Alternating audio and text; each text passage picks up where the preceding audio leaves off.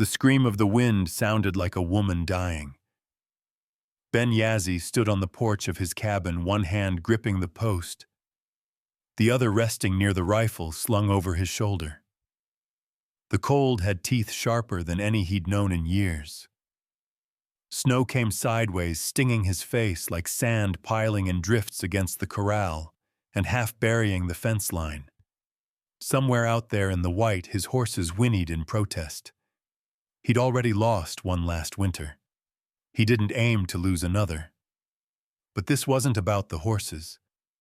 He squinted into the storm. The dogs had been barking strange, urgent, and something in his gut turned over. The land spoke in signs, and this one didn't feel like a wolf or a cougar. No animal came in this kind of weather unless it was starving or cornered. This was different. He could feel it in his chest, like the warning thrum before a gunfight. Then he saw them. Just beyond the fence, a dark shape stumbled into view. Not an animal. A woman, slumped, dragging herself through the snow, wrapped in what looked like a worn wool coat. She fell once, tried to rise, and didn't. Two smaller shadows staggered behind her children. A boy and a girl, barely upright faces red and raw from the wind. Ben didn't move at first. His breath caught in his throat. The image was so unreal it might have been a ghost, a cruel vision sent by the storm. But the boy raised a fist against the wind, shielding his sister with his body, and something ancient and hot surged through Ben's blood. She collapsed 3 feet from his porch, still gripping the child's coat. Ben was down the steps before he realized he'd moved. "Ma'am," his voice was rough from disuse. "Ma'am, can you hear me?" The boy stepped between them, fists up like a little soldier. "Don't touch her," Ben dropped to one knee. "I'm not gonna hurt her, you got my word." The woman was breathing barely. Her skin felt like riverstone. Snow caked her eyelashes. The girl behind the boy was sobbing into her brother's sleeve, shaking so hard she couldn't speak. "Get inside," Ben said. "Both of you. Now." The boy hesitated, looking at the rifle, the cabin, the stranger kneeling beside his mother. Then, with the smallest nod, he took the girl's hand and led her up the steps. Ben lifted the woman carefully. She weighed nothing, a pile of rags and bone. He carried her inside, boots thudding on the wooden floor, heart pounding, like it had when the fever took Rachel all those years ago. The cabin smelled of smoke and pine. He hadn't had company in 8 winters. Dust lay on the mantel, the chairs, even the old wedding photo tucked into the bookshelf. He laid the woman on the bed, the only bed, and threw a quilt over her before tearing off his gloves and jacket. "Blankets," he muttered. "More damn blankets." He pulled every quilt from the chest, piling them on her shaking frame. Her lips were blue. She looked past saving, but Ben had seen worse turn around. The boy hovered by the stove, arms locked around his sister. "Is she dead?" "Not yet." Ben grabbed a basin, poured in hot water, and knelt beside the bed. "What's her name?" The boy didn't answer. Ben dipped a cloth, wrung it out, and pressed it gently to her cheeks, her neck. The heat would sting, but she needed it. "You got names?" he asked over his shoulder. The boy stared hard. "I'm Tama. That's my sister Lena. And her." A pause. Then Sarah. "Sarah Redbird. She your ma?" "Yes, sir." "She got any sickness?" "She's just cold. And tired. And hungry." Ben nodded. "Ain't nothing we can't fix." He worked in silence, replacing the cloth every few minutes, watching the shallow rise and fall of her chest. The girl, Lena, cried softly, now curled up near the stove like a kitten. "She walked for 3 weeks, Tama said suddenly. Wouldn't stop, not even when she got sick." Ben didn't look up. "From Missouri," Tama nodded. "The horse died near Santa Fe." She sold the saddle for bread. Ben's jaw clenched. He pressed another cloth to Sarah's forehead. She's strong. She said we had to keep going. The boy's voice cracked. She said it was the only way. Ben looked up. You hungry? I don't take charity. Ain't charity, it's supper. He gestured toward the pot hanging over the stove. Stew, thick and smoky. His last elk from the fall hunt. He hadn't planned to share it, but plans changed. Tama hesitated, then crossed to the pot and filled a bowl. He handed it to Lena, who clutched it like treasure. The smell made her eyes go wide. She ate in frantic, quiet gulps. Tama didn't eat until she was halfway through. Ben stayed beside Sarah, watching the gray in her skin shift just a little toward life. You gonna make it, he said under his breath. You hear me? I've seen men crawl through worse. Her eyes didn't open, but her breathing deepened. You saved us, Tama said from behind him. Ben stood slowly, knees aching. No, she did. She brought you this far. I just opened a door. The boy stared at him. Then he said, My father said I was supposed to protect them. You're 9. So Ben walked over, crouched beside him. When I was 9, I couldn't protect anyone, not even myself. But look at you.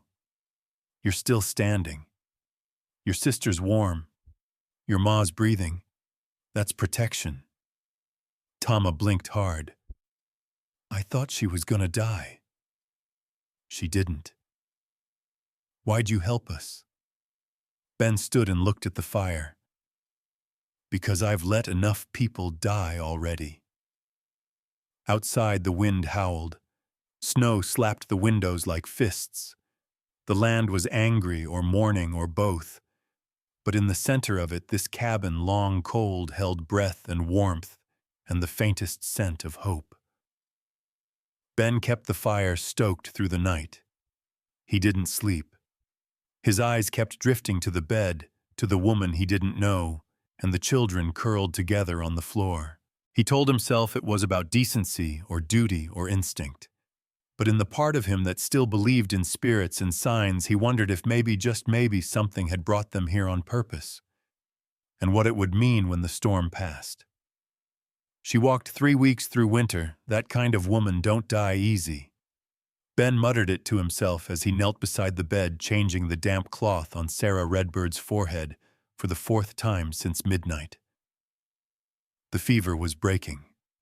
He could feel the difference now. Her skin had gone from stone cold to clammy, and her pulse, once barely a whisper, was picking up strength.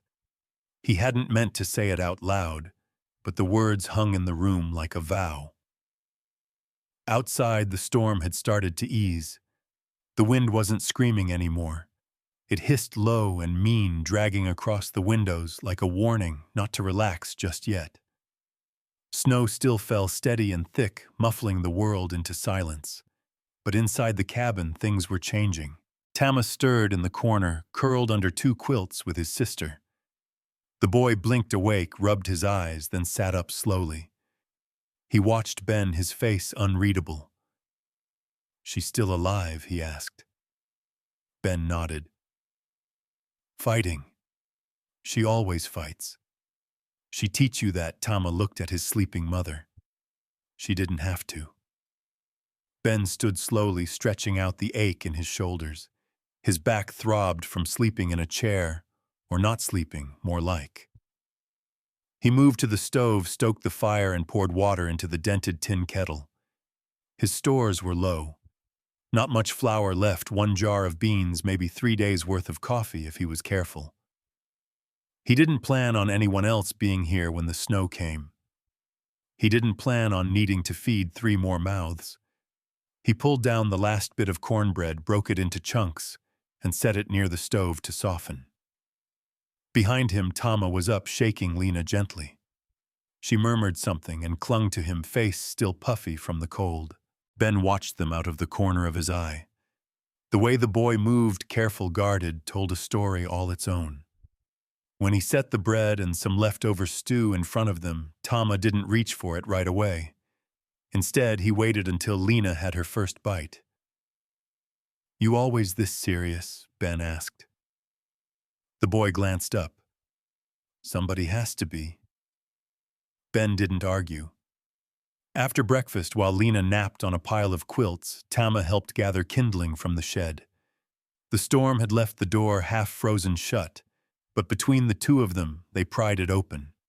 Snow poured in around their boots, biting and bright. The boy didn't ask questions. He just worked. He hauled wood like someone twice his age.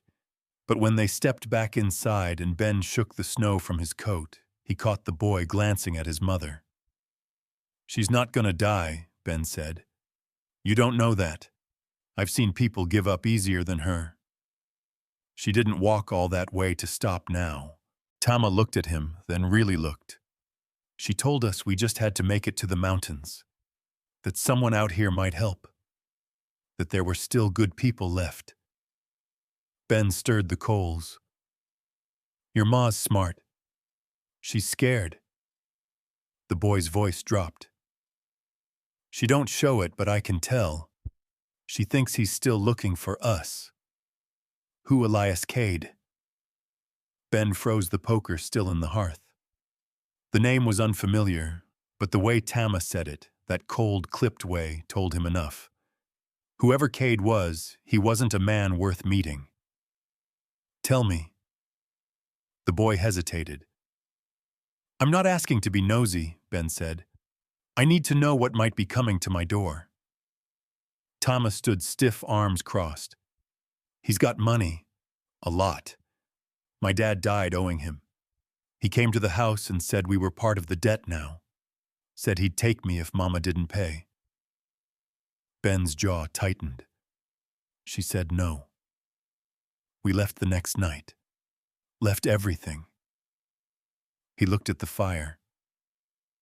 "We had a horse, but it dropped dead outside Santa Fe. Sold the saddle for bread. She carried Lena for most of it." Ben nodded slowly. "You're safe now." The boy didn't answer. Just turned back toward his sister. By late afternoon, Sarah stirred again. Ben was at her side in seconds, brushing a strand of damp hair from her brow. Her eyes fluttered open, dark and sharp, despite the weakness in her face. Where she whispered. "My cabin," Ben said, "east of the ridge. You collapsed outside my door." She tried to sit up. Failed. The children sleeping. Warm, fed. You did good. Relief flooded her face. It was raw, like someone had torn a mask away. Ben looked away, embarrassed by the intimacy of it. "Thank you," she said. "Don't thank me yet." "I know," she whispered.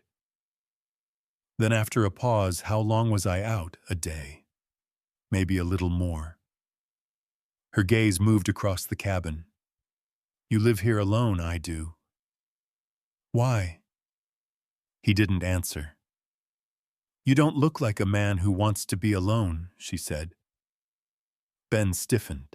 "And what does that look like?" She studied him as half-lidded but clear.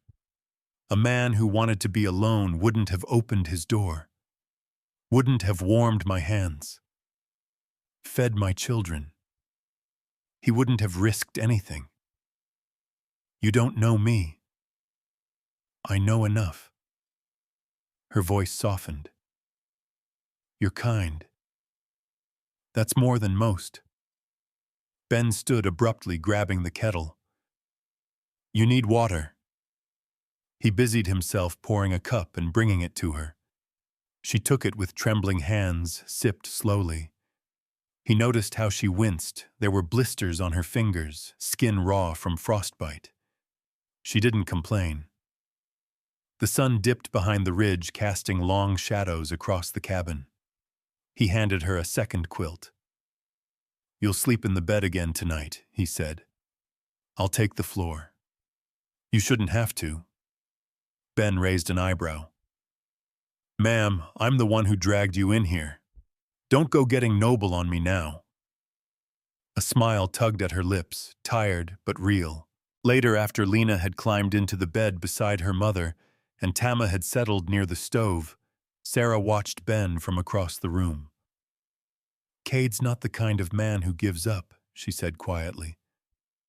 Ben nodded once. I figured. You don't have to get involved. I already am. She didn't argue, just reached down and stroked her daughter's hair. We're safe now, she whispered.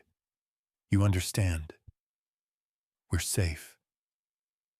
Ben didn't say anything. He stared out the window where the moonlight caught something in the distance. Maybe a shape, maybe just a shadow in the snow. It was gone a second later. Still, something in his gut told him the boy was right. She might have made it this far, but Elias Cade wasn't done looking. You don't owe me your story, but I need to know who's coming. Ben spoke the words quietly, not as a threat, not as a demand, just a truth laid bare between them. The cabin was quiet but for the steady snap of the fire. Sarah Redbird sat at the edge of the bed, her daughter curled against her side, still asleep, breath soft and even. Tama sat across the room sharpening a small stick with Ben's old skinning knife, focused, but listening. Sarah didn't answer right away. Her hair, still damp from being cleaned earlier, hung loose over her shoulders. Her fingers picked at a thread on the blanket covering her knees. She looked down at them for a long moment, then lifted her eyes to meet Ben's.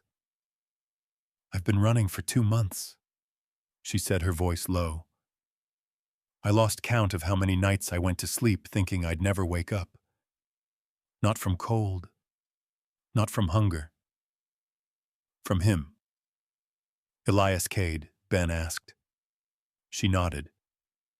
He was my husband's business partner.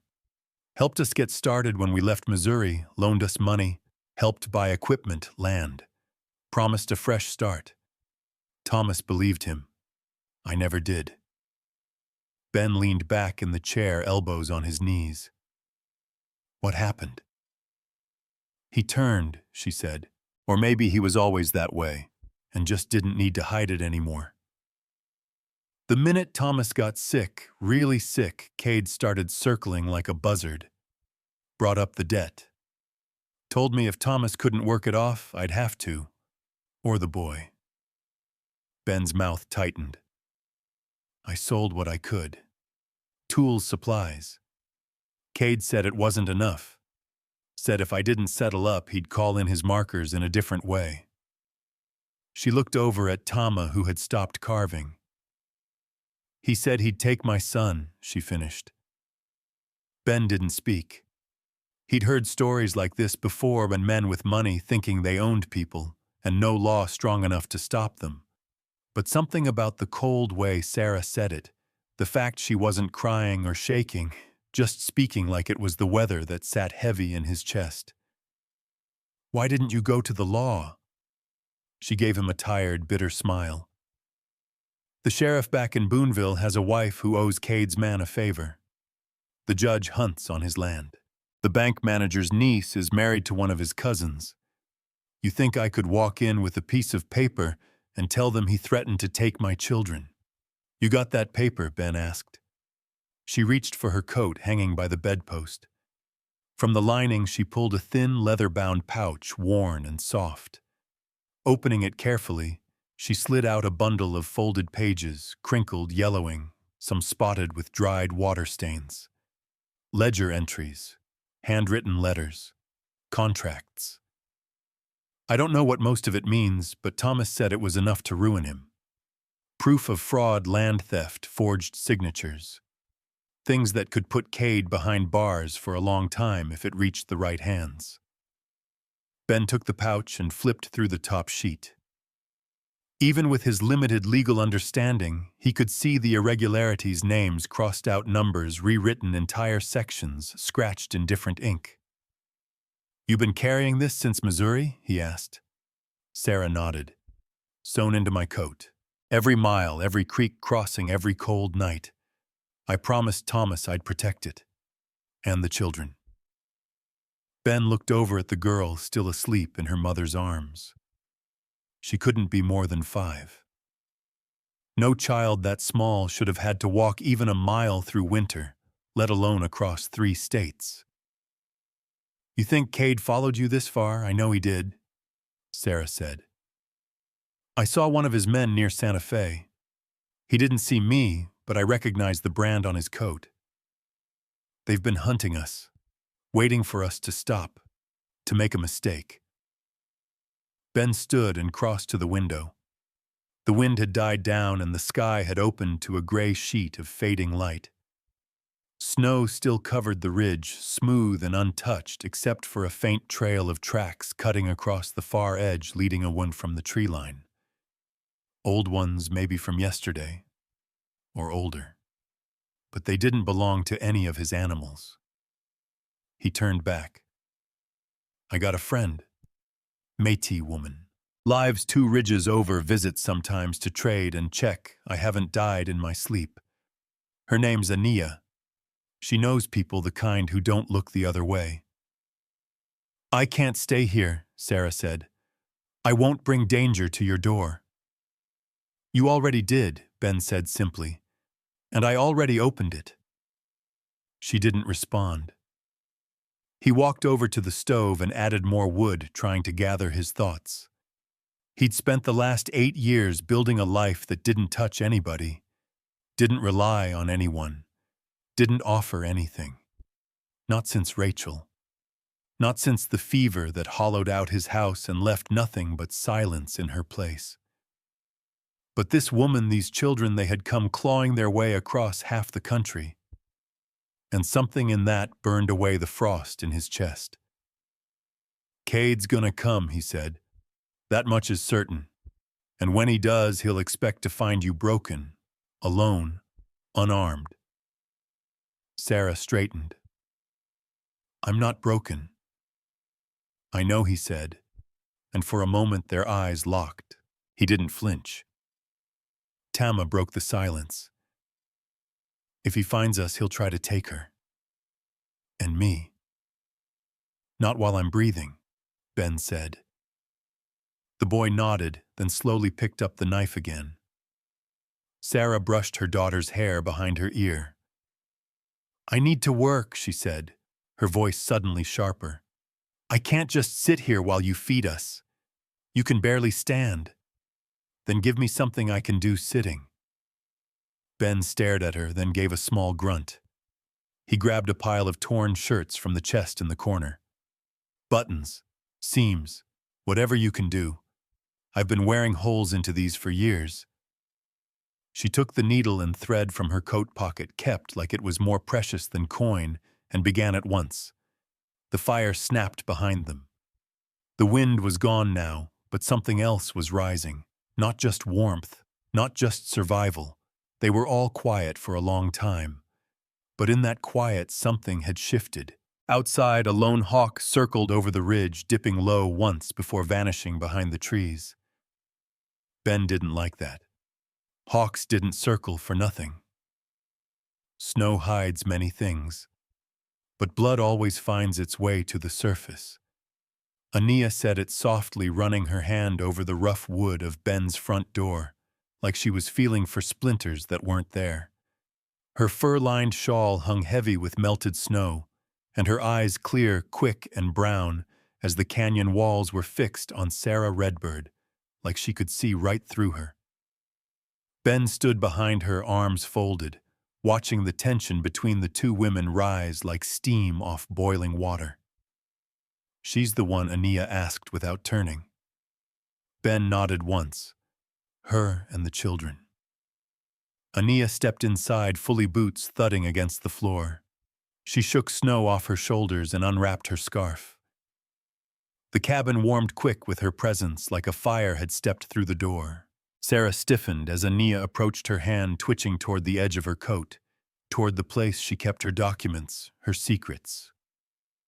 "I'm not here to take anything from you," Ania said before Sarah could speak. But I need to look at you. Sarah met her gaze evenly. I'm not sick. Didn't say you were. Still, Ania crouched down in front of her, resting her weathered hands on Sarah's knees. She smelled of pine needles, dried sage, and old tobacco. You carried them through snow like this, she asked. I didn't have a choice. There's always a choice. Ania studied her face a moment longer. Then she smiled. But you made the right one. Sarah blinked, not sure how to respond. Behind them, Tama appeared from the bedroom doorway, his arms full of chopped wood. He froze when he saw the stranger. Ania turned her head, studied him, then gave a respectful nod. This your boy? Sarah nodded.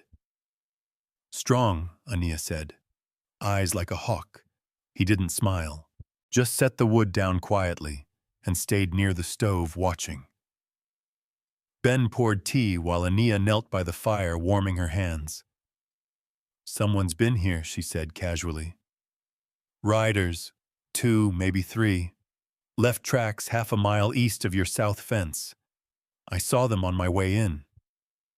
Ben stiffened. How fresh Ania looked over her shoulder.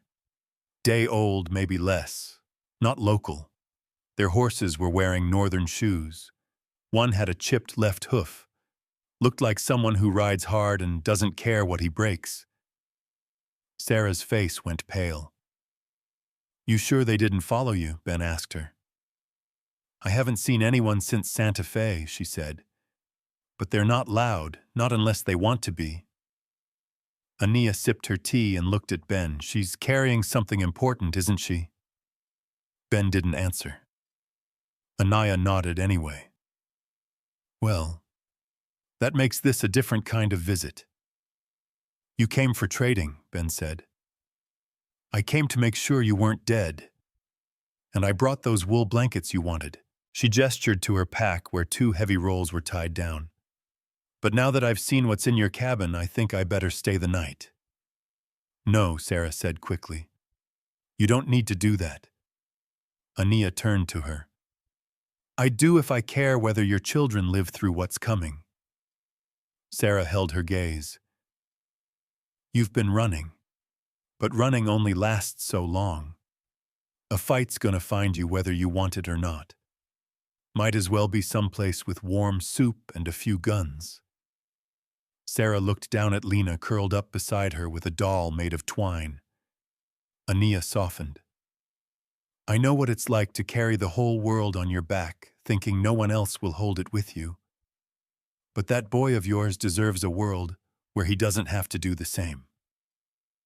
Silence followed. Ben cleared his throat. There's the shed out back. Got tools, feed sacks, old barrels. If we clear it, you could sleep there. Privacy. Stove still works. Sarah nodded grateful. That would help. You'd be warm and close, Ben added, but you'd have your own space. Even better, Ania said with a wink. It's got one way and one way out. Easy to guard. Later, Ben and Tama carried out crates of rusted nails, broken lanterns, and moldy hay. Sarah swept the floor slowly at first, then with growing energy. She stacked wood beside the tiny potbelly stove and dusted the windowsills. Ania handed her thick quilts and a jar of her own herbal tonic.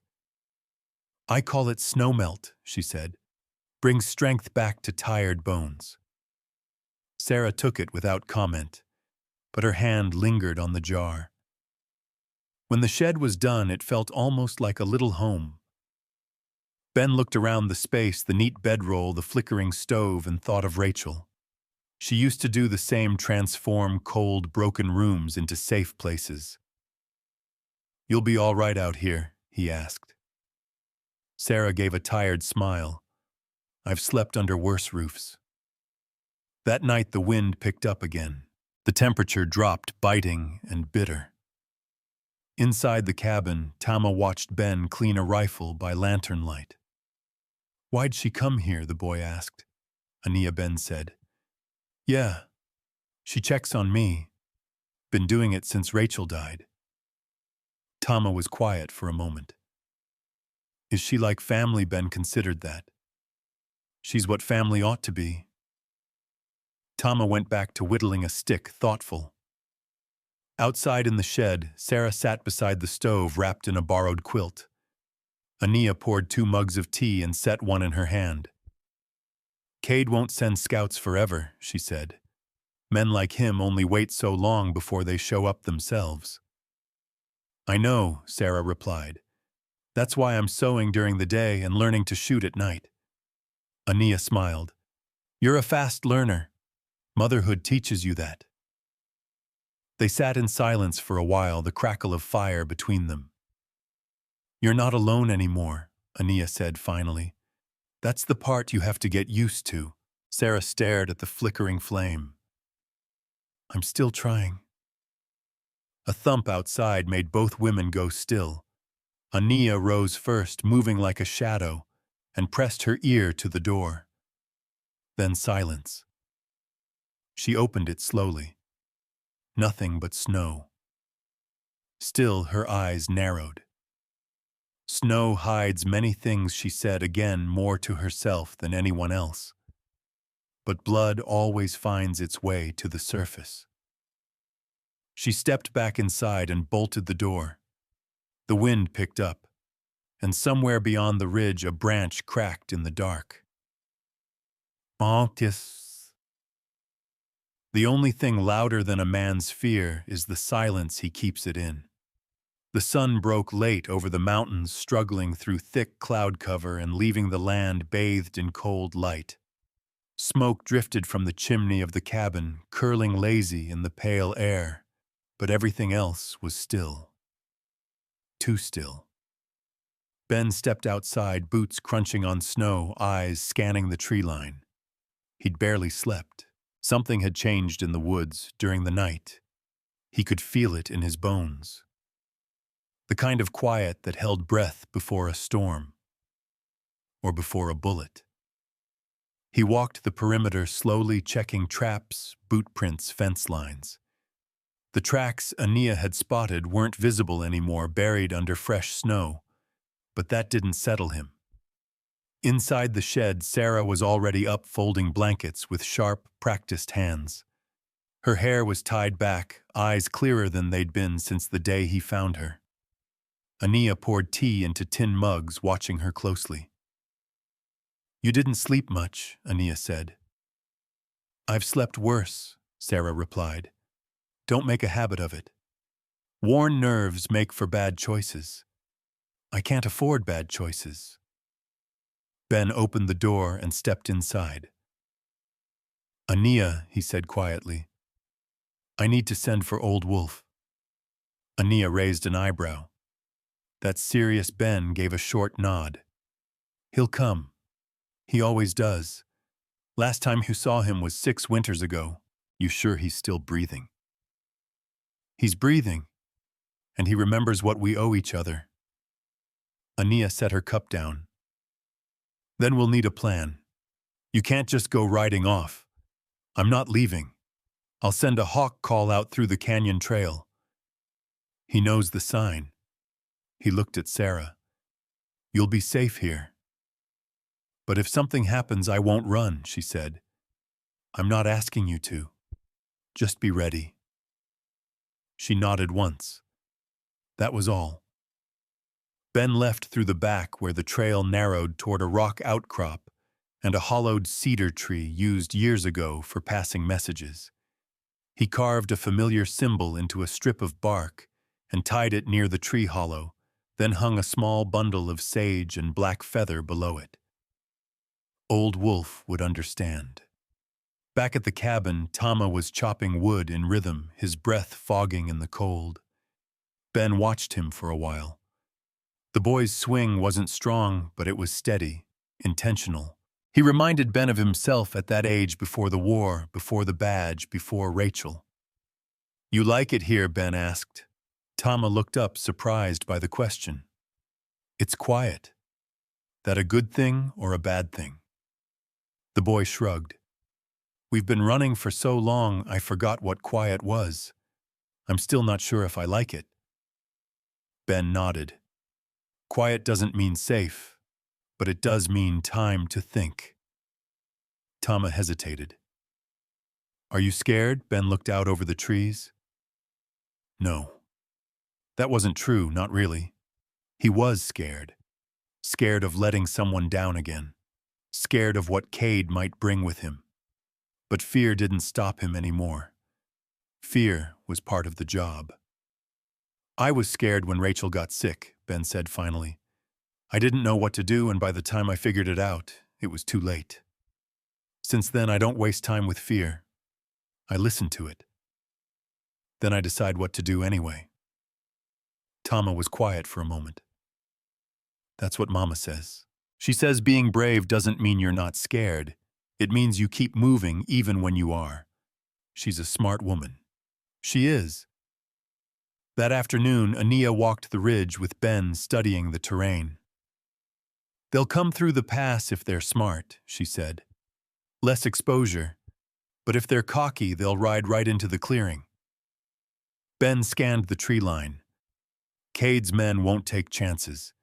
He sends scouts first. Always. You've seen them work once. Years ago. Didn't know the name then, just the reputation. Ania shook her head. I hate men like that. Think they can buy fear and call it loyalty. Ben didn't answer. His eyes narrowed. A hawk circled above the trees once, twice, then flew west. A sign. Something or someone was watching. They returned to the cabin just as the sky darkened with clouds again. Snow would fall by morning. Inside, Sarah was mending her coat by lantern light. Lena slept under a pile of quilts, her cheeks flushed with warmth. Tama sat on the floor sharpening a stick with the same patience as always. Ben leaned on the doorframe, arms crossed. I saw the hawk again, he said. Sarah paused, needle mid-stitch. Close circling. She looked at him, searching his face. You think it's them, would be. Could be someone passing through. But out here this time of year, there's not much passing through.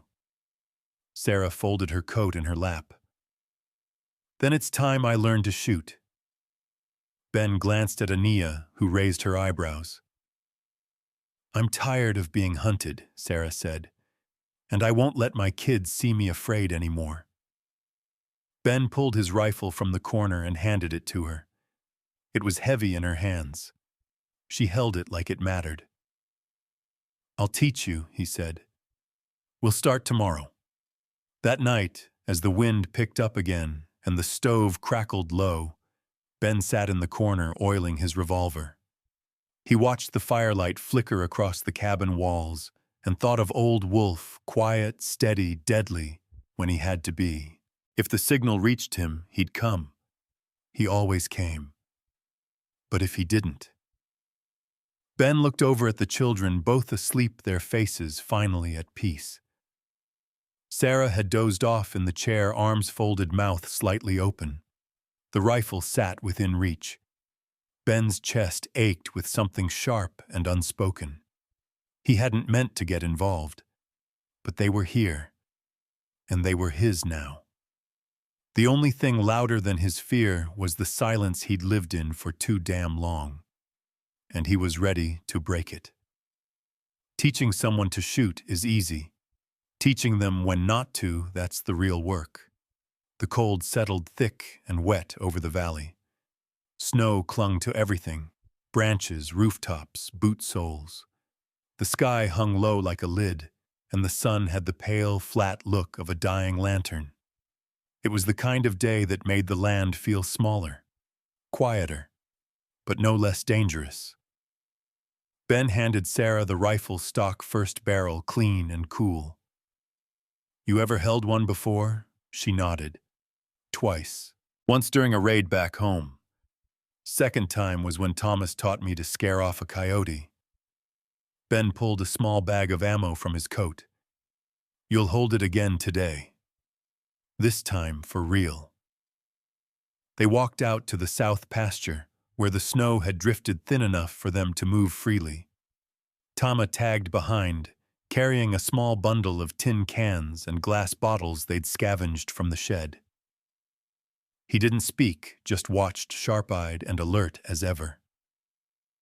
Anaya stood by the fence, arms folded, eyes narrowed against the wind. "She's ready," Ben said. Sarah took a steadying breath. She wore Ben's spare coat sleeves too long, collar turned up to her chin. Her hands were bare. She said it helped her feel the grip better. He showed her how to load, how to sight, how to breathe.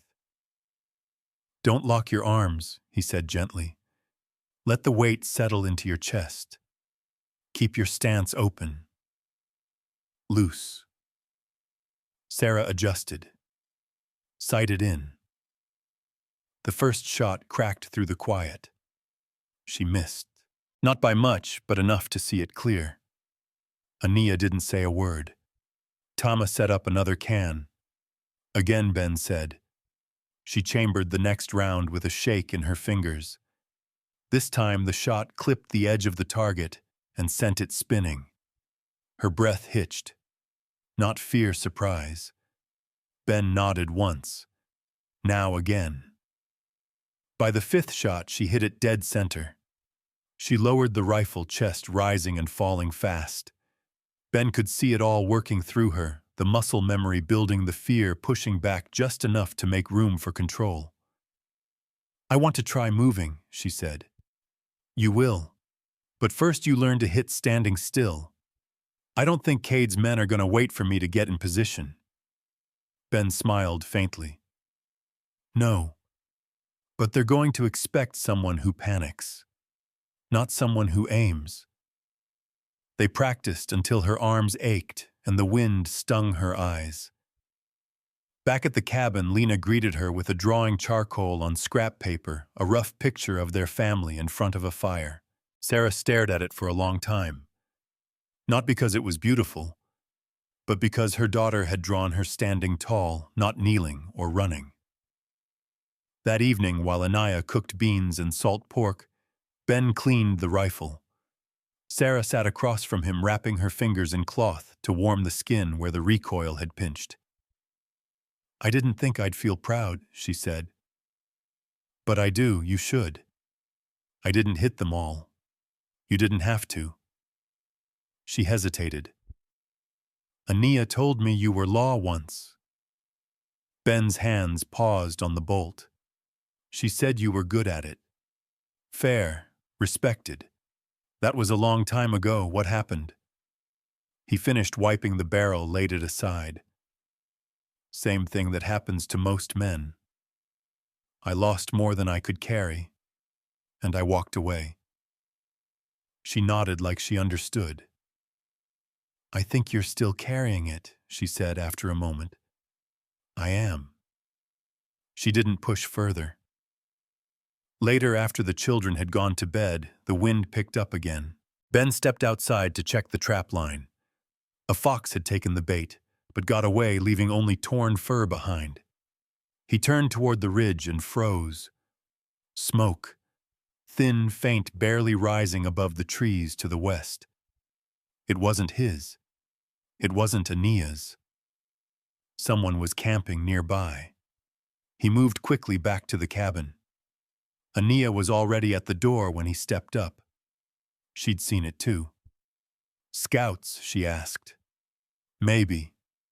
Could be hunters. Could be nothing." "It's not nothing," she said flatly. Ben turned to Sarah. "You stay inside. Keep the rifle close. If anything looks wrong, don't wait for me to say so." Sarah nodded, already reaching for the gun. Tama sat up from where he'd been lying on the floor. "Should I take Lena out to the shed?" Ben looked at him, surprised. "You know why that matters?" The boy shrugged. "It's further from the house. She won't be in the way." Ben considered him a moment, then nodded. "You're thinking like a man." Tama's eyes didn't waver. "I've had to." Sarah kissed her son's head and took Lena's hand.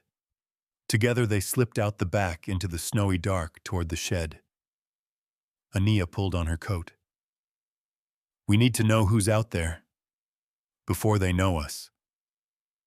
I'll take the east ridge, Ben said. You stay on the slope. Keep watch from high ground. They didn't speak again. He moved through the trees like he used to in the old days, silent, calculating every twig and branch part of the plan. The snow had softened. The world made sound carry strange and far. But he heard the low murmur of voices before he saw the fire. Two men, huddled by a rock face near a half-buried trail, their horses tied loosely behind them. Both wore coats that didn't match the land-slick, city-bought dyed dark. One of them had a revolver strapped too low on his hip, the kind of holster meant to draw fast and show off. Cade's men. Ben watched them a long time. Didn't approach. Didn't speak. When he turned to leave, he left no tracks. Back at the cabin, Ania met him by the porch. Well, she asked. They're watching. Waiting. How long do we have? Not long. Inside, Sarah sat awake, rifle across her lap. They're close, Ben said, but we still have the advantage. Her eyes didn't flinch. Then let's use it. He looked at her, at the rifle in her hands, at the lines on her face that no longer looked like fear, they looked like resolve. I'll teach you to move tomorrow, he said. How to shoot while breathing hard. How to aim through sweat. I'm ready, she said. Ben looked at her for a long moment, and this time he believed it. Some men don't come with warnings. Just silence, then a bullet. Ben felt it before he heard it, a wrongness in the wind, a pause in the usual rhythm of the trees. The birds had stopped. The air hung too still. He stood outside the cabin with one hand resting on his rifle, eyes trained on the western ridge where smoke had risen the night before. The fire from that camp was cold now, but men didn't need heat to move, not Cade's kind. Behind him, the door creaked open. Ania stepped out, wrapped in her fox-hide coat, eyes scanning the same horizon. You see them? She asked.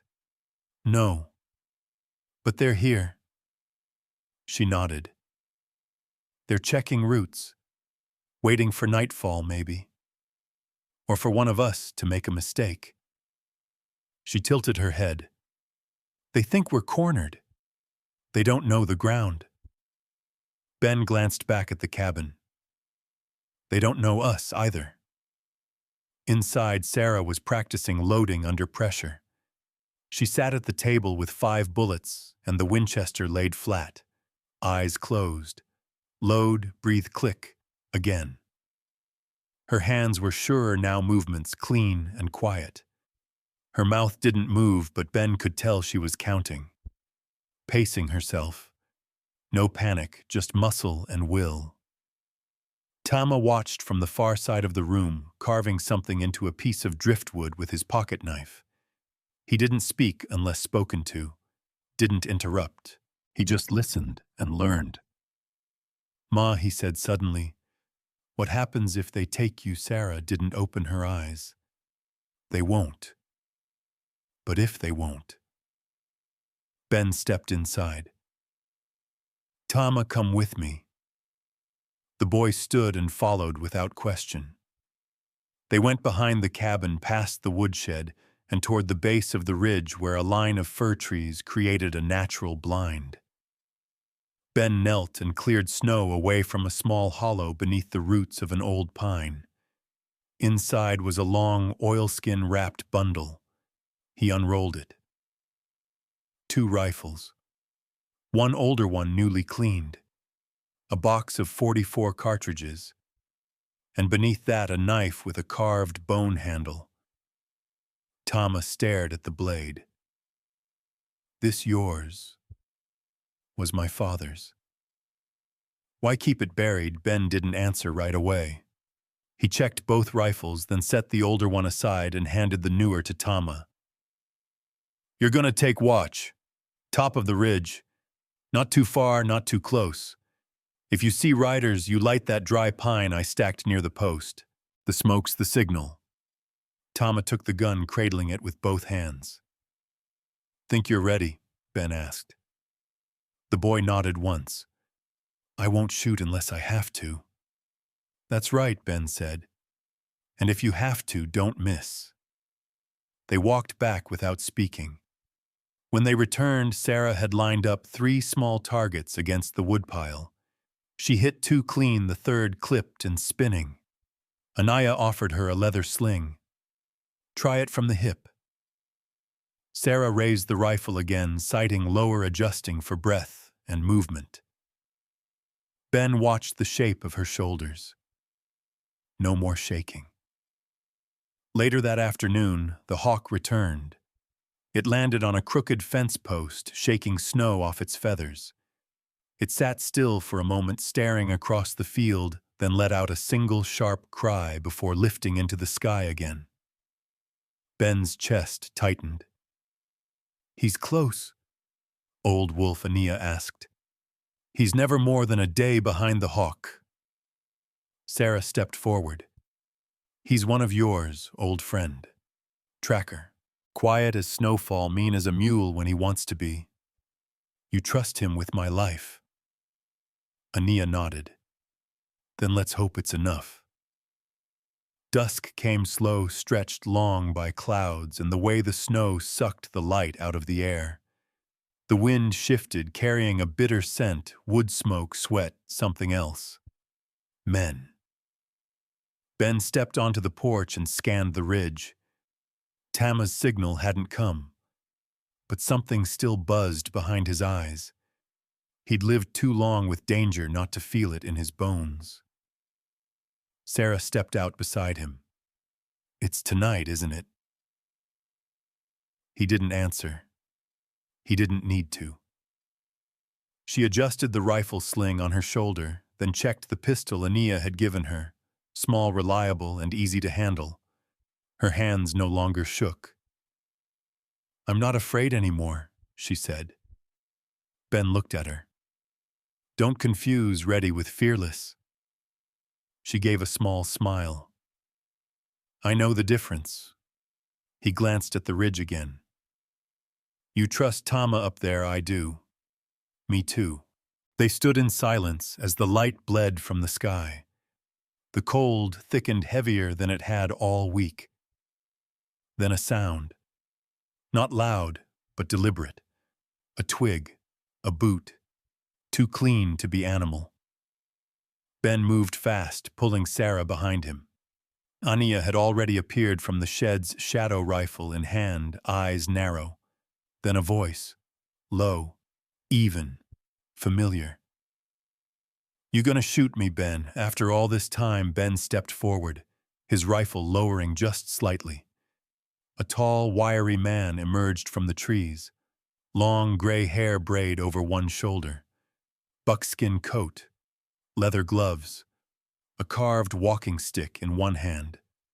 "Old Wolf," Ben said, exhaling. "Your hawk nearly froze its wings getting to me," the man muttered. "You owe him something fat." Ben laughed once. "Come inside." Old Wolf nodded toward Sarah. "She the one Cade's looking for?" Sarah raised her chin. "I'm right here." He nodded slowly. "Then we've got work to do." Inside, the fire burned hot. Anaya passed around cups of broth, thick and heavy with roots. Old Wolf laid out a map on the table, hand-drawn, worn from years of use. "Cade's smart," he said, "but predictable. He'll try to flank this ridge. He's not looking for a fight. He wants leverage. The girl, maybe. Or the boy." Sarah stiffened. Ben placed a hand on her shoulder. "He doesn't get them," she said flatly. No, Old Wolf agreed. "But to stop him, we need eyes and patience, not just bullets." Ben nodded. "We'll set traps in the gully, force them to the front. We'll be ready." Old Wolf looked around the room at the children sleeping at the fire burning high. "You're a strange little family," he said. "No stranger than most," Ania replied. They spent the rest of the night drawing lines on maps, tying knots, checking weapons. The silence outside deepened, but the fear was gone. In its place, purpose. And in the dark woods beyond the ridge, a scout stepped on the wrong branch and didn't live long enough to report back. Justice doesn't ride in on a white horse. Sometimes it crawls out of the dark, bloodied and cold, and still chooses to stand. The blood had already frozen by the time Old Wolf returned from the tree line. It glistened black in the lantern light, crusted along the blade of his knife, and streaked down his coat sleeve. He walked without hurry, like a man coming in from chores, not one who'd ended a life in the snow. Ben met him near the woodpile. No words were needed. He saw it in the man's eyes, grim work done necessary and clean. One less pair of boots to worry about. Old Wolf muttered. Did he see anything? He was close to the shed, too close. Might have spotted the tracks in the snow. But he won't be telling anyone. Ben nodded, jaw tight. That means Cade knows they're here. He'll press now. Old Wolf didn't answer. He didn't have to. Inside the cabin, the fire popped and cracked, casting long shadows across the walls. Ania was bent over the table, marking the final snare lines on the map with charcoal. Sarah stood at the window, watching the dark, like it might move. "They coming?" she asked without turning. "Soon," Ben said. "We'll know when it happens." Ania looked up. "They'll wait for early morning. Most men attack at first light, thinking fear's easier to stir when folks are tired." "We won't be tired," Sarah said. "No," Ania agreed. "We won't." Lena slept curled in a quilt beside Tama, both tucked behind a barricade of barrels and flour sacks by the hearth. The boy had insisted on staying downstairs.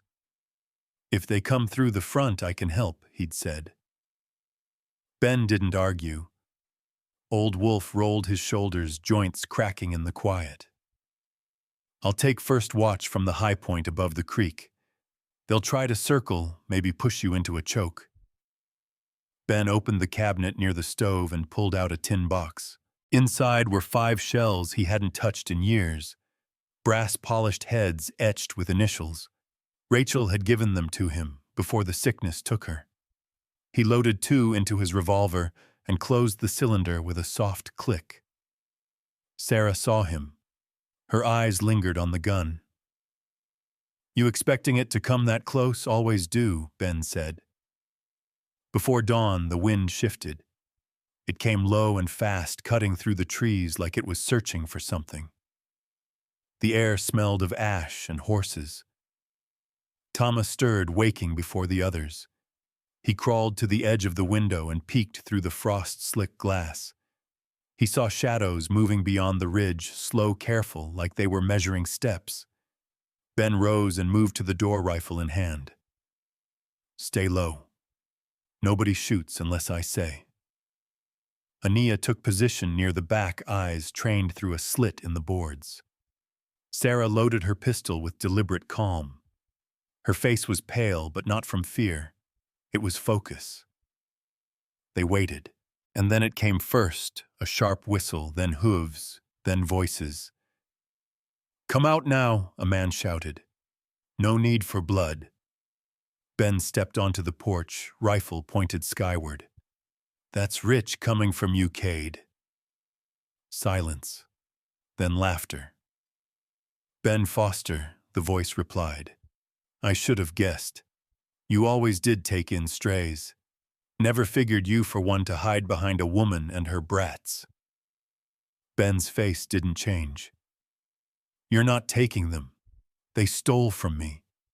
They took what was already theirs. You know it." Another pause. Cade's voice came colder. "Step aside or you'll fall with them." Ben lowered his rifle. You want them, come get them. The silence that followed was long enough to make hearts race. Then came the crack of a rifle. Ben dropped to the porch, returning fire. Wood splintered around him. Inside, Sarah grabbed Lena and pulled her back behind the stove. Anya fired from the back room, striking one of the men trying to flank. He dropped with a grunt, disappearing into the snow. Tama handed shells to Sarah, fast and steady. "They're pushing left," he whispered. Ben moved between the porch and doorway, taking shots when he could.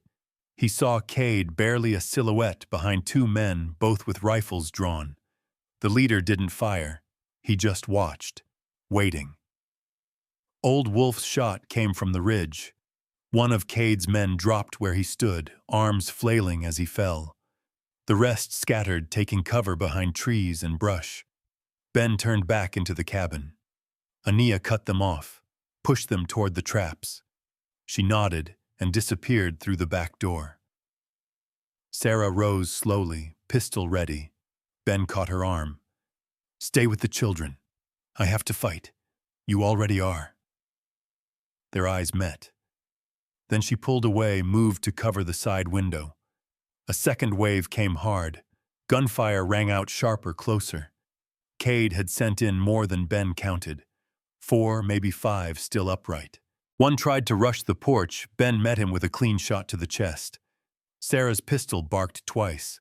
A man screamed and fell behind the shed.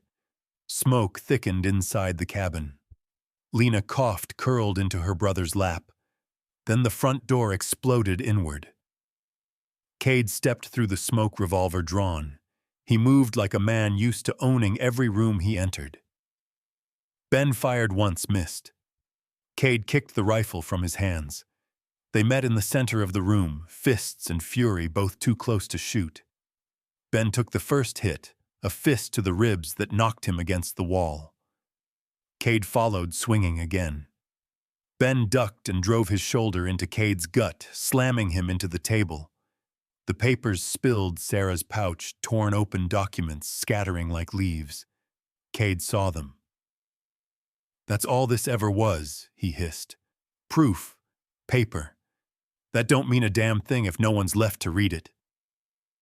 Sarah stepped forward. "Then I'll be the one who does." She raised the pistol, hands steady. Cade froze. Ben backed away, breathing hard blood on his lip. "You won't shoot me," Cade sneered. "You're not that kind." "I wasn't," Sarah said. She fired once. The bullet struck Cade in the shoulder, spinning him to the floor. Ben picked up his rifle. "Don't kill him," Sarah said, voice tight. "Make him face what he tried to bury." Ben looked down at the man groaning on the floor.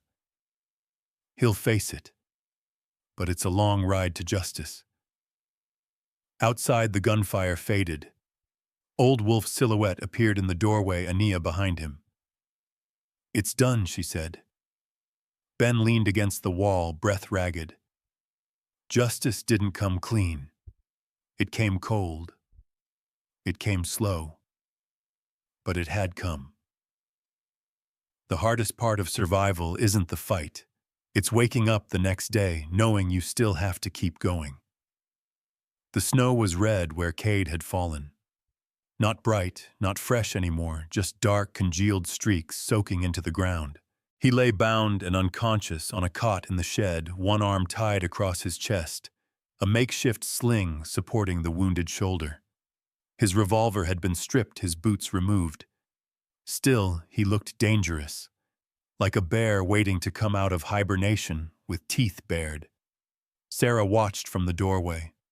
Her pistol was holstered now, but her hand rested on it anyway, fingers twitching like the memory of the shot still lingered in her muscles. She hadn't slept. Her face was drawn, her eyes bloodshot. But she stood tall. Ben stepped up beside her, carrying a pot of hot water and a clean cloth. He set them down just inside the door.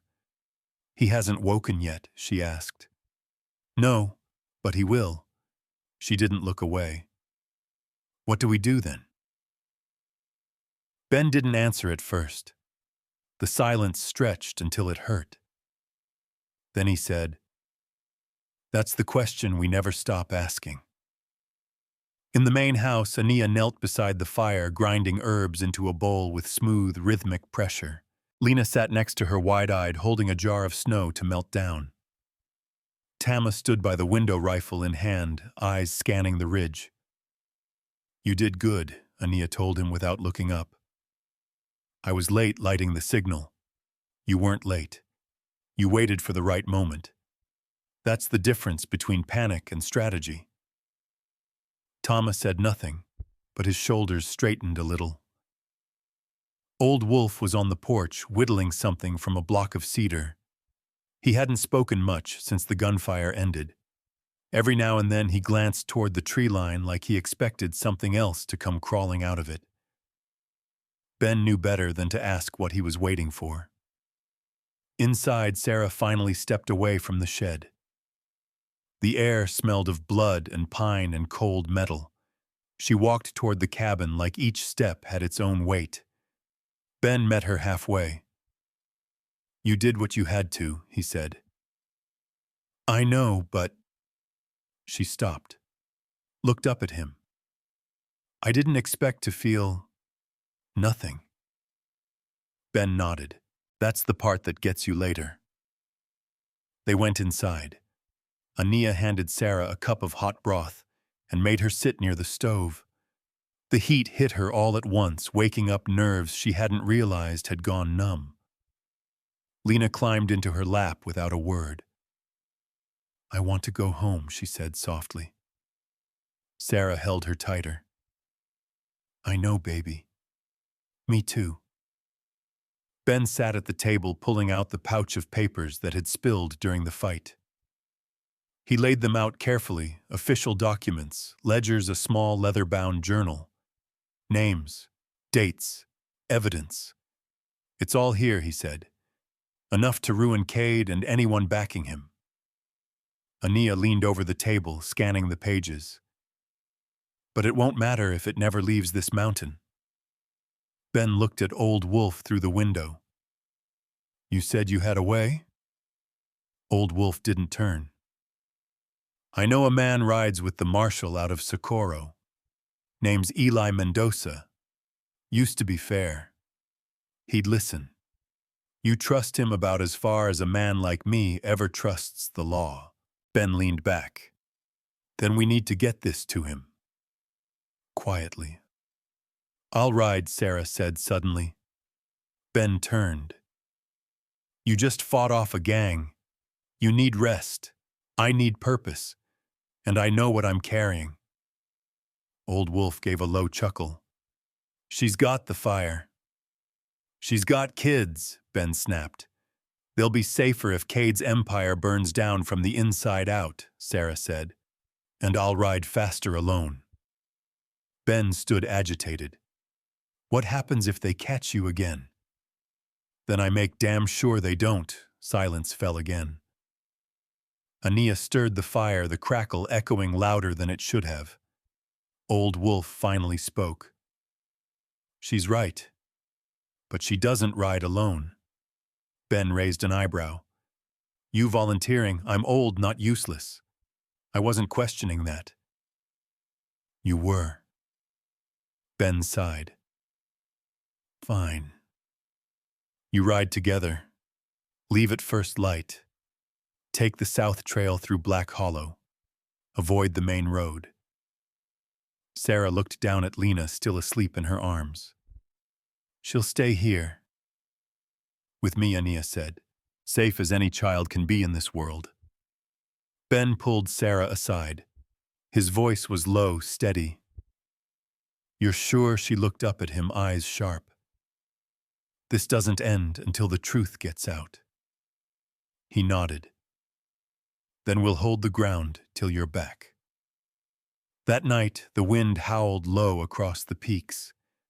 Cade moaned once in his sleep, but didn't wake. Tama stood watch with a fresh belt of bullets and a scope he'd learned to use faster than Ben ever expected. Ania sang something soft, in a language Sarah didn't recognize, a lullaby for no one in particular. Sarah packed light documents, food, water, a small knife Ben had given her. It had Rachel's initials etched into the handle.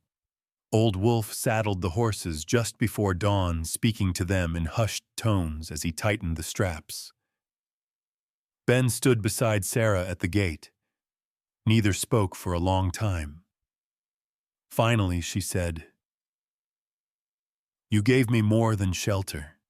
You gave yourself everything else," Ben replied. She mounted the horse, adjusting her gloves. "Tell Tama I'm proud of him. He knows. But I'll tell him anyway." Old Wolf mounted beside her. Ready, Sarah looked toward the horizon, where the first pale threads of light were reaching over the ridgeline. Yes. They rode out as the sun crested the mountain, casting long shadows behind them. Inside the cabin, Thomas stood at the window, eyes fixed on the trail long after the riders had disappeared. His jaw was set. His hands were still. He didn't cry, he just waited. Because now he understood. Survival wasn't about winning the fight. It was about waking up, gathering the pieces, and choosing to go on anyway. You don't know a man's strength until he's got no one left to lean on but himself. The snow came down hard after Sarah and Old Wolf rode south. Thick flakes drifted sideways in the wind, blurring the edges of the ridge and swallowing the trail. By noon, the world was nearly silent.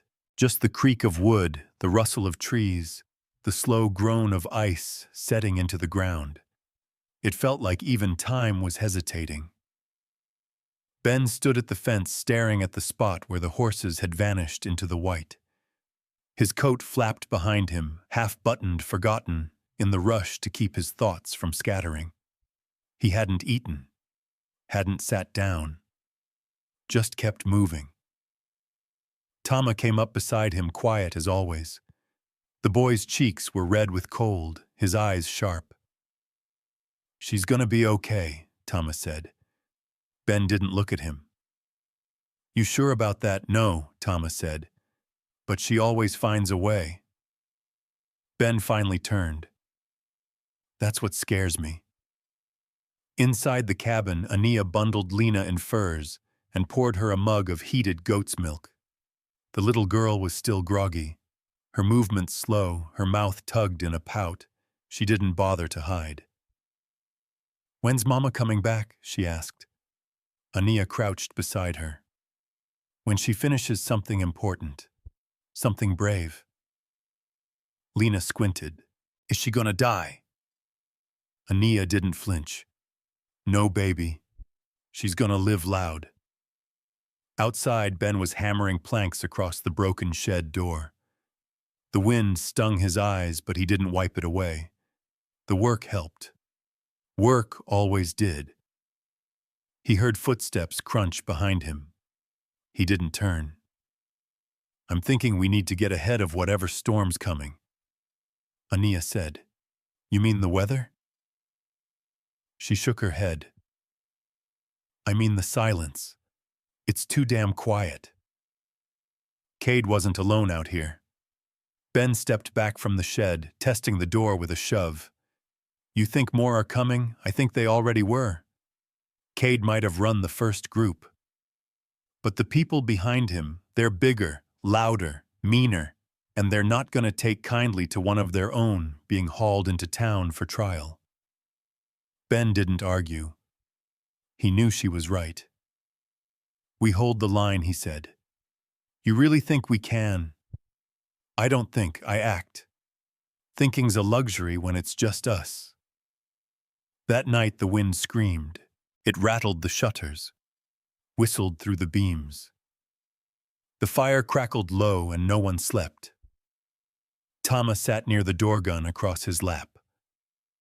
Lena curled beside Ania, thumb in her mouth, her eyes open just enough to see the flicker of shadows on the wall. Ben stayed outside. He couldn't sleep.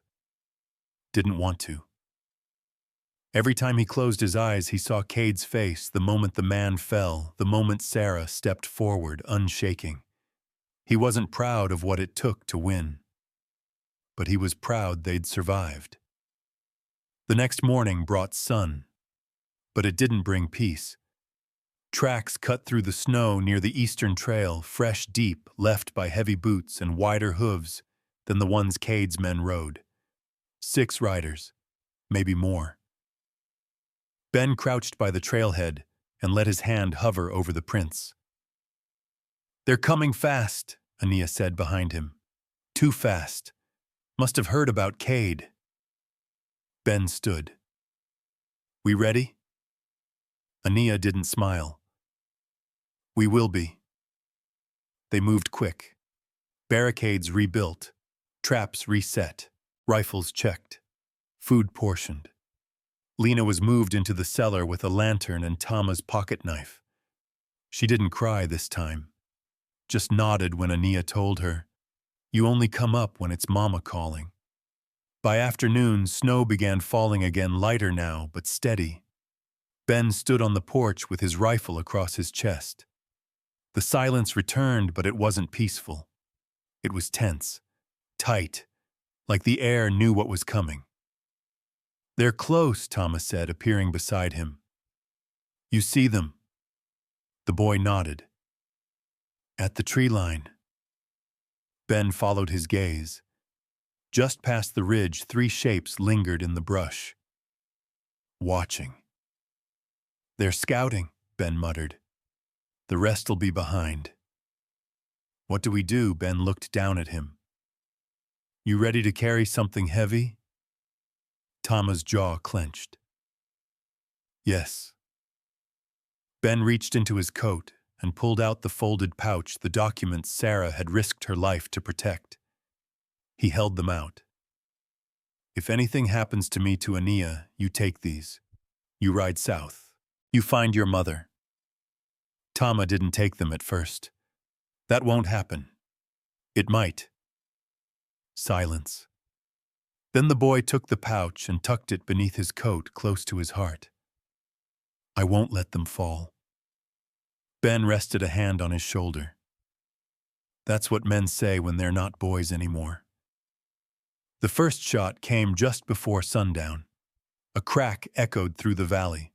A bullet buried into the wall inches from the porch. Ben didn't flinch. He raised his rifle, found the glint of movement in the trees, and fired back. Another shot rang out, this one from the side hill. Flankers Ania called from the back. Ben ducked, shouted, "Fall back to the cabin." Tama scrambled through the door, sliding behind the woodpile. Ania crouched low and fired twice into the trees, driving back a shadowed figure that darted left. Ben fired again, reloading fast eyes, scanning for a count. 7, maybe 8. "We're outnumbered," Ania said flatly. "Then we make them feel smaller." Inside the cabin, they took positions. Ben by the front window. Ania at the side. Tama near the back, watching the cellar. Gunfire came in bursts. Then silence. Then another burst. They weren't charging, just testing, pushing. Ben gritted his teeth. They were trained, not like Cade's gang. These weren't men drunk on power. They were organized. He pulled his scope to his eye and scanned the tree line. Then he saw it. One rider further back, not firing, just watching. A broad-brimmed hat, a long gray coat, and a scar across the jaw. Ben lowered the scope. "That's no outlaw," he muttered. "That's a bounty marshal." Ania looked at him. "Then why isn't he arresting anyone?" "Because he's not here for justice," Ben said. "He's here for cleanup." Outside, the wind picked up again. Inside, the fire burned low, and every heartbeat that followed felt like it might be the last. Sometimes all a man can do is stand, not to win but to show the world he wouldn't kneel. The front window shattered inward, with a snap shards of glass scattering across the floorboards like spilled salt. Ben dropped fast, shoulder hitting the wall rifle up in one smooth motion. A second shot followed, carving through the door frame, splintering wood, and filling the air with dust. Positions, he barked. Ania didn't need telling. She was already crouched behind the back corner cupboard, eyes locked on the side entry. Her shotgun rested across her knees, both barrels loaded. Her face was stone. Tama was flat against the far wall, hands gripping the Winchester. His breath came fast, but his aim didn't waver. "They're closing in," he said. "3 on the north slope, 1 circling wide." Ben peeked through a bullet hole in the wall. The bounty marshal in the gray coat still hadn't moved.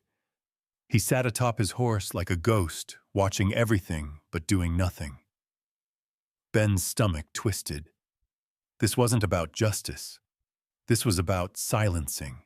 He fired once into the brush, then ducked back. "They want the documents." Ania didn't look away from her sights.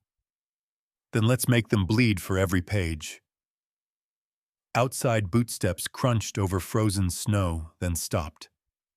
A voice called out.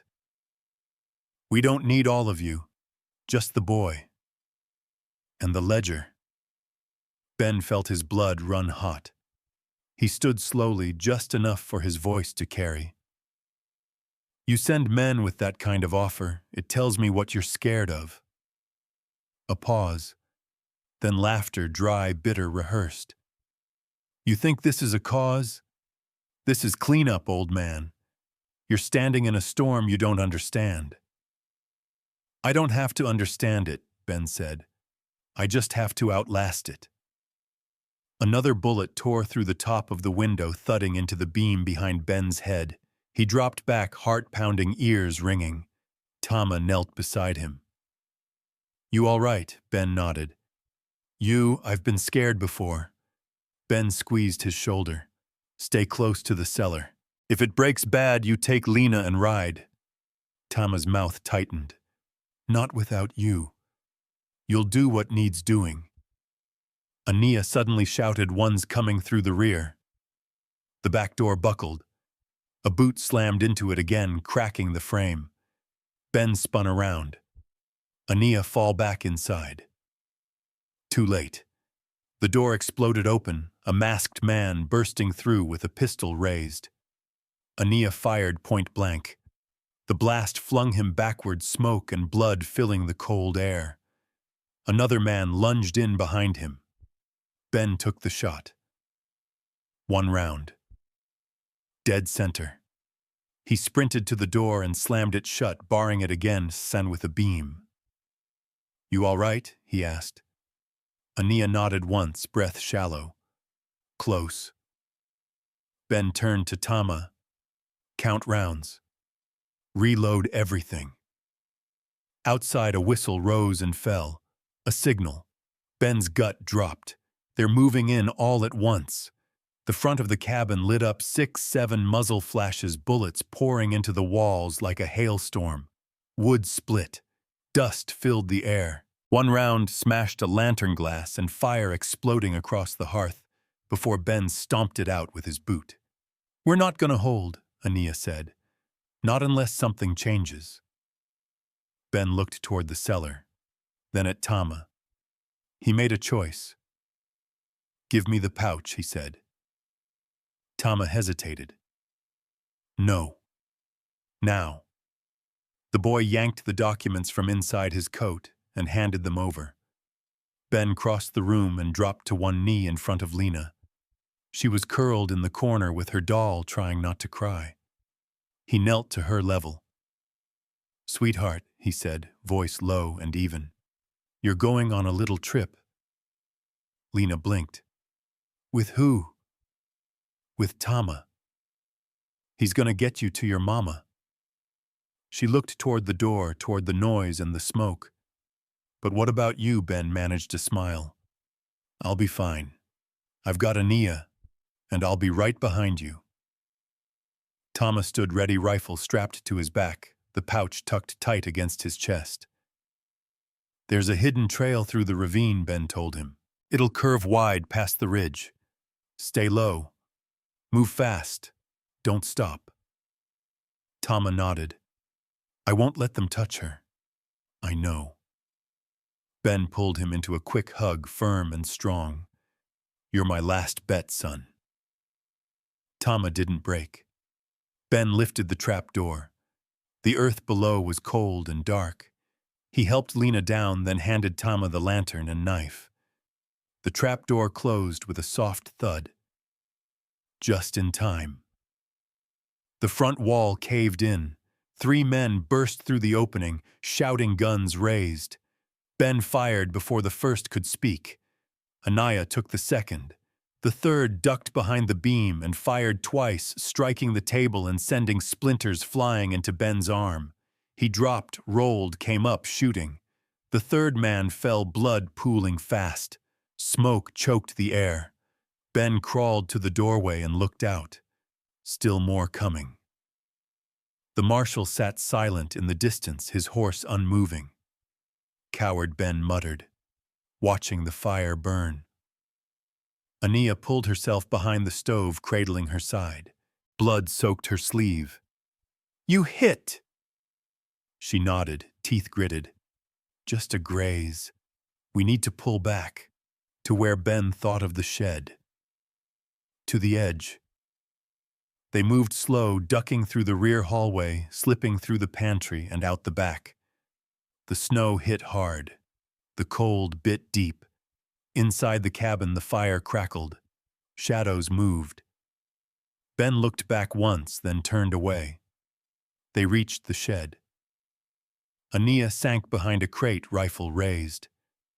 Ben knelt beside her. Then for the first time he saw the man in the gray coat dismount. The marshal walked slowly, hand resting on his pistol boots, sinking into the snow with deliberate weight. His coat flared in the wind, silver badge dull against the fabric. Ben raised his rifle. I know who you are, the man called out. Ben Foster, former U.S. deputy. Went dark after the Greystone trials. Funny you show up again now. You gonna shoot or talk? The marshal smirked. I don't need to shoot. I already won. Ben's finger tightened. I know what you took, the marshal said, but it won't leave these hills. Ben fired. The marshal dove sideways, drew his weapon, and fired back. The shot struck Ben in the shoulder, sending him crashing against the shed wall. Anaya returned fire, driving the marshal back into the trees. Ben gasped, breath shallow. Anaya crawled to him, grabbed his coat, pressed hard against the wound. You're not dying yet, she said. Ben's hand found hers. They're gone. The kids. Anaya nodded. Let them keep running. Ben closed his eyes. They'll make it. He believed it. There are wounds that never stop bleeding, but we live anyway because someone has to carry the truth. The sun rose slowly over the high desert, burning through the frost, like it didn't care what had happened the night before. A coyote stood on the ridge above the cabin ruins, watching, tail low, silent. The air smelled of gunpowder, blood, and cold ash. Smoke still curled from the edges of the charred roof. The walls of the cabin had collapsed inward, scorched beams jutting at crooked angles. The barn stood half-burned. The door of the shed hung open, one hinge broken, swaying in the wind. Ben Foster sat in the snow just beyond it, back against the wall, one hand pressed to the bullet wound in his shoulder. His coat was soaked through his breath, shallow but steady. His rifle lay across his knees, empty. The pain had dulled to a thick, distant throb. Everything around him felt far away now, like he was watching it all from the bottom of a well. Anaya lay a few feet away, her back against a broken crate. Her side was bandaged in cloth torn from her shirt. Her shotgun rested in her lap, barrels cracked open. Spent. She lifted her head slowly. You alive, Ben grunted. If I wasn't, you'd already be gone. She gave a faint, dry laugh. Flatterer. Ben looked out across the field, where the last of the marshal's men had fallen. Bodies lay sprawled in awkward positions. Blood had already frozen black in the snow. The marshal himself was gone. Ben had seen him stumble into the trees after the final shot. Wounded, but not dead. Cowards didn't die easy. "You think they made it?" Ania asked. Ben didn't hesitate. They did. Tama and Lena were long gone now through the ravine down into the southern valleys, riding hard with the documents tucked under Tama's coat. He'd remember everything Ben taught him, where to cross, when to hide, who to trust. He'd find Sarah. And with Old Wolf at her side, they'd find Eli Mendoza. Truth would get there, even if it limped, even if it bled. Ania turned her head toward the sky. Feels like this land just eats everything. Good, bad doesn't matter. It spits back what can't be swallowed. She was quiet for a while. "Then you're gonna die on me." Ben looked at her eyes steady. "Not today." Footsteps crunched nearby. Ania sat up fast, hand going to her knife.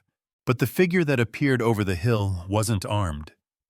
He wore a long wool coat and a satchel across his chest. He walked carefully, hands open. "I saw smoke," the man called. "Didn't expect to find anyone still breathing." Ben narrowed his eyes. "Who are you?" "Name's Jonah Beck. Ride with the supply wagons for the miners out east." "I saw your boy. Said if I ran into a man named Ben Foster, I should help him or get out of his way." Ben grunted. "Smart boy." Jonah stepped closer, assessing the damage. "You need a doctor." "Already had one," Ania said, nodding at the crude bandage on Ben's arm. He didn't talk much, but he worked cheap. Jonah gave a short laugh, then sobered. He said something else. "Told me to tell you. The story's out." Marshal Mendoza took the papers. Said he was going to read 'em on the steps of the courthouse. Ben's breath hitched. He took them, he did. Looked pissed about it, too. Ania let her head fall back. So they made it. Jonah nodded. The kid rode all night. Girl barely stayed in the saddle. But they were alive. Ben closed his eyes for a long moment. It was enough.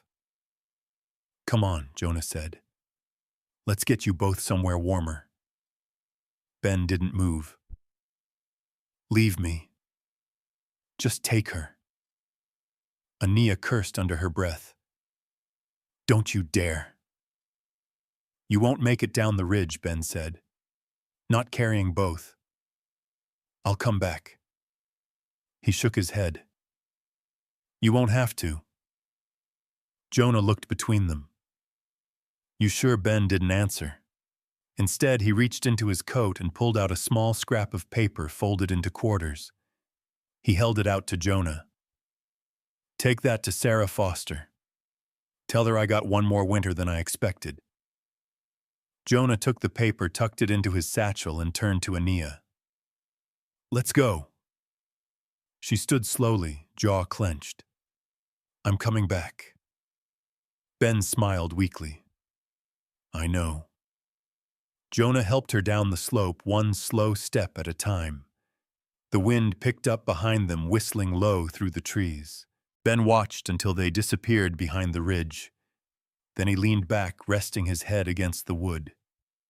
It was quiet again. Not the silence of fear. Not the stillness before a storm. But peace.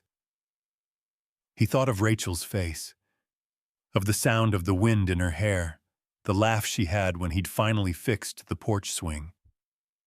He thought of Sarah standing tall in that cabin, gun-steady voice firm. He thought of Tama, wide-eyed and brave, holding a rifle too big for his shoulders. He thought of all the things worth bleeding for. And then slowly he let the weight go. The sky above him stretched wide and endless.